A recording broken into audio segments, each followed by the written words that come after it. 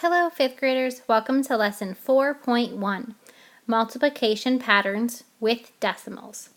Please pause to write the lesson number and title in your notebook.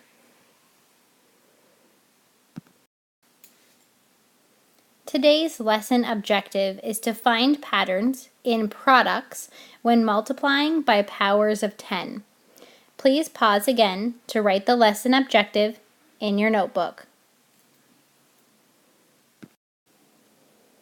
Let's begin by reading the Unlock the Problem. It says, Cindy is combining equal size rectangles from different fabric patterns to make a postage stamp quilt. Each rectangle has an area of 75 hundredths of a square inch. If she uses 1,000 rectangles to make the quilt, what will be the area of the quilt? Before we move on, let's go ahead and underline our question and our numbers. So our question is, what will be the area of the quilt? And we also have the numbers that each rectangle is 0.75 or 75 hundredths of an inch, and she is going to use 1,000 rectangles. And if we are going to take these two numbers and we have 1,000 of 0.75, then we are going to multiply.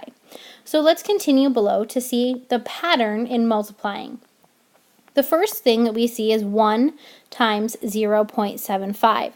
We know from the identity property that 1 times 0.75 is going to give us right back out 0.75. But now look, if we multiply 0.75 by 10, our rule of adding a 0 on the end doesn't work because we have that decimal. So instead of adding a 0 onto the end, we're going to move this decimal from where it was, 0.75, to 7.5. So you can see that decimal moved over one place. So it's like we added a place value of 10, but we didn't actually add a 0. We just moved over one place. We're going to follow that same pattern when we multiply by 100. 100 has two zeros, so now instead of adding two zeros, I'm going to move two places. So you can see that with the little swoopy arrows underneath. Now I have 75. Now I'm going to continue on and multiply by 1,000. 1,000 has three zeros, so I'm going to move over three swoopies, three place values, 1, 2, 3. And then the last one is actually empty, so that's why I fill in the 0.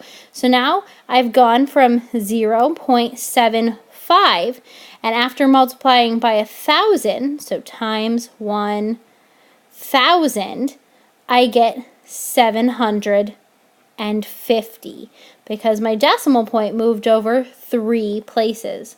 So in the end, the quilt will have an area of 750 square inches. There's a question below we need to answer. It says, as you multiply by increasing powers of 10, how does the position of the decimal point change in the product? Well, if we look at where those swoopies helped us move, then it was moving to the right every single time, and it was moving one place value every time I added a power of 10. So let's write the decimal point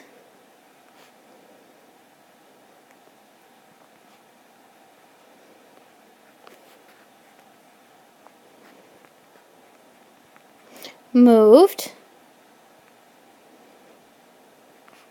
one place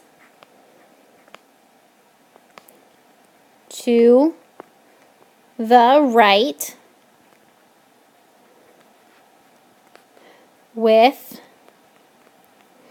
each power of 10. Great job so far. Make sure all of this is written on your page, and let's continue on to example 1. Example 1 says, George is making a scale model of the Willis Tower in Chicago for a theater set. The height of the tower is 1,353 feet. If the model is 1/100th of the actual size of the building, how tall is the model? Let's read the blue box and help answer some questions first. What fraction of the actual size of the building is the model? So it says the model is going to be 1/100th of the actual size. So 1/100. And the next one says write the fraction as a decimal. So if that is 1/100th, then that would be a 1 in the hundredths place. So that would be 0.01 because it's a 1 in the hundredths place. And we know that we're going to be multiplying these because of this word of. We want to know of the size of the building. So we have a total and we want to know what is 1/100th of that. So that's what tells us to multiply. So we are going to be multiplying 1/100th or 0.01 times 1,353. And just like we did before, we're going to use a pattern to figure out what our answer is. So first I multiplied by 1. If I multiply by 1, then nothing changes. I start with 1,353, I end with 1,353. And now I'm going to multiply not by 1, but by 1/10. So I got smaller. So if I get smaller, then my number has to get smaller as well. So notice that this time the little line to show where we moved is going to the left because we're getting smaller. So we got one place value smaller. We still have all the same digits, 1353, 1353, but now instead of 1,353, I have 135.3. Now continue that same pattern. Now I'm going to multiply by 0.01. So if I move over one place value with 1 0 here, then I need to move over 2 place values for these 2 zeros here.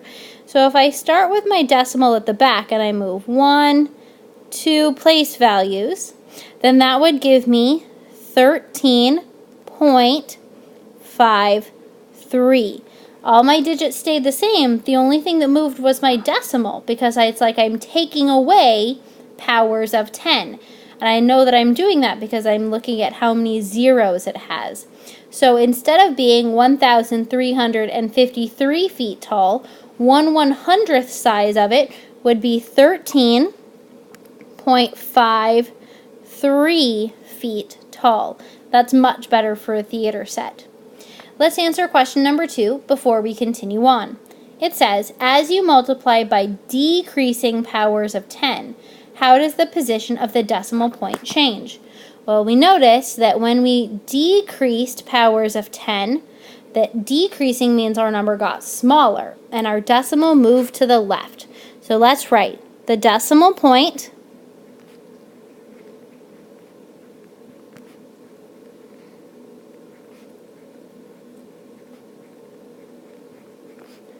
moved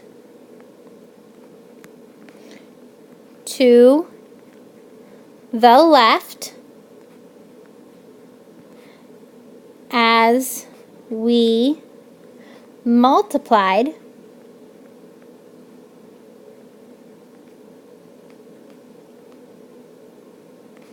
by a smaller number.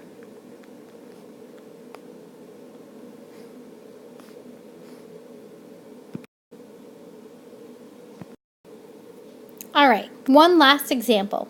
Example 2. 3 friends are selling items at an arts and crafts fair. Josie makes $45.75 selling jewelry. Mark makes 100 times as much as Josie makes by selling his custom furniture. Chance makes 1/10 of the money that Mark makes by selling paintings.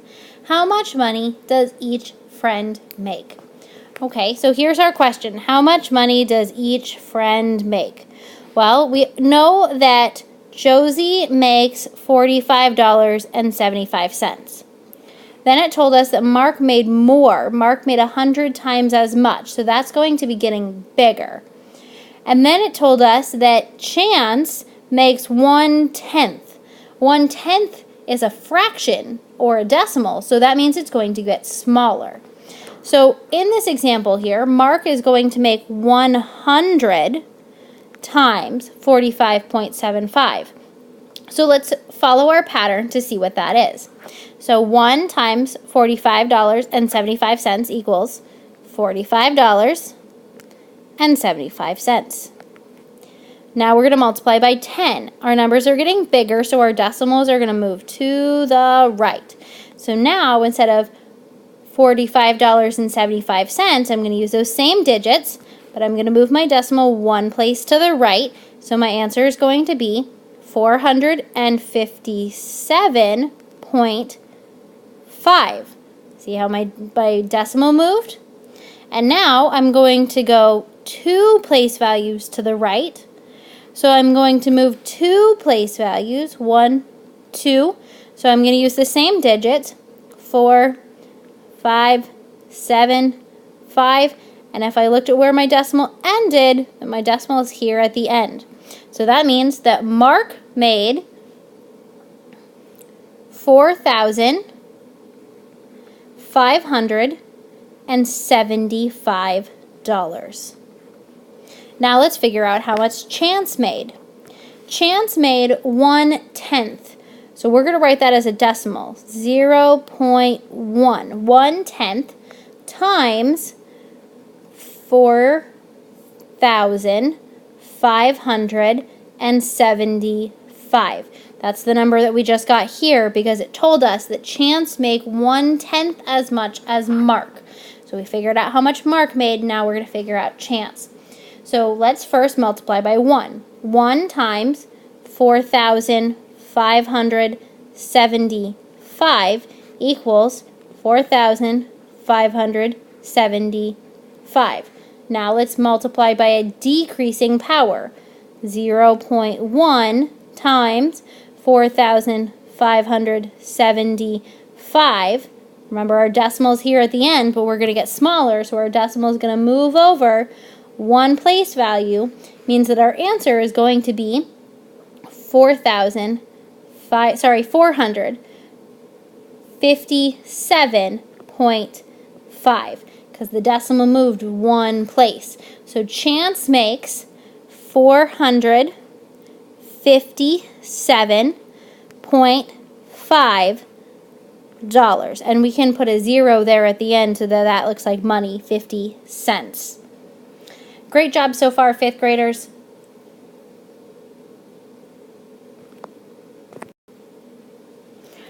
All right, 5th graders, our lesson activity today is actually right on your lesson pages. It's the Try This section right underneath example 2.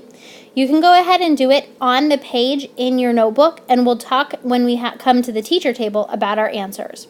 So I'll go ahead and get you started with the first couple, and then we need to continue on our own. So if we have 10 to the power of 0, remember that 10 to the power of 0 equals 1. So 10 to the power of 0 has 0 zeros, so we have 1 times 4.78. Well, that would be the same thing, 4.78, didn't change. 10 to the power of 1 would be 10, so now we've added 1 0, and our numbers are getting bigger, so our decimals are going to move to the right. So now I have 4, 7, 8, and my decimal moved over 1 place. So it was here, now it's here. All right, if I have 10 to the power of 2, that's going to be 100, and I'm going to move over 2 place values. And then our last one here is 10 to the power of 3, which is 1,000, and I'm going to move over 3 place values. I've gotten you started. Continue these 2 problems on your own, and we will share at the teacher table. In example B, we're multiplying by descending powers. So when we descend, our decimal moves to the left because it's getting smaller. So 38 times 1, that's an easy one. That's 38. 38 times 0.1, which means we're going to move over 1 place to the left. So if I had 38 and my decimal was here, then I move 1 to the left, so my next number should be 3.8. And then, in order to do the next one, notice I have 2 zeros, so I'm going to move 2 place values to the right. So my answer should move over 2 place values. Go ahead and fill in those last 3 blanks on your own, and we will talk when I see you tomorrow. Great job so far, 5th graders.